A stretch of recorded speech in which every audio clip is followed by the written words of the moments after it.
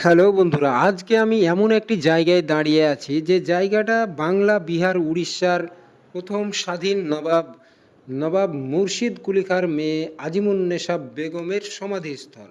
তো এটাও একটি মসজিদ। মসজিদের সিঁড়ির নিচে তার কবর আছে। তো আপনারা দেখতে পাচ্ছেন মসজিদটি প্রায় ধ্বংসপ্রায়। তো একটা কেবলমাত্র দেওয়ালি খাড়া হয়ে দাঁড়িয়ে আছে। তো বর্তমানে যে জায়গাটাতে আমি এখন প্রবেশ করছি এটাই হচ্ছে সেই আজিমুন্নেসার সমাধিস্থল। তো এই যে আপনারা দেখতে পাচ্ছেন এটাই হচ্ছে বাংলার সেই নবাবের সমাধিস্থল, আর পাশে এটি আরও একটি কবর রয়েছে। তো আমি আপনাদেরকে আজকে পুরো মসজিদের উপরের প্রাঙ্গণটি পুরোটাই ঘুরে দেখাবো। তো আপনারা দেখতে পাচ্ছেন যে মসজিদের কোনো অংশ আর অবশিষ্ট নেই, কেবলমাত্র একটি মিনার বা দেওয়াল বলা যায় সেটাই কেবলমাত্র দাঁড়িয়ে আছে, তাও প্রায় ধ্বংসাবশেষ অবস্থায়।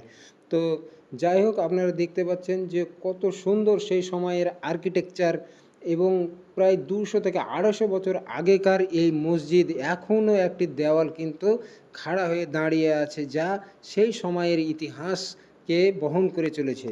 এরপর আমার পুরোটাই ঘোরা কমপ্লিট হয়ে গেলে তারপরে আমি এখন বেরিয়ে যাব। তো আপনারা দেখতে পাচ্ছেন যে পুরো যে মসজিদ প্রাঙ্গণটা পুরোটাই এখন ফাঁকা আছে। সামনে বিশাল বিভিন্ন রকমের বাহারি ফুল বা ফুলের গাছ লাগানো রয়েছে। আপনারা দেখতে পাচ্ছেন খুবই সুন্দর একটি জায়গা।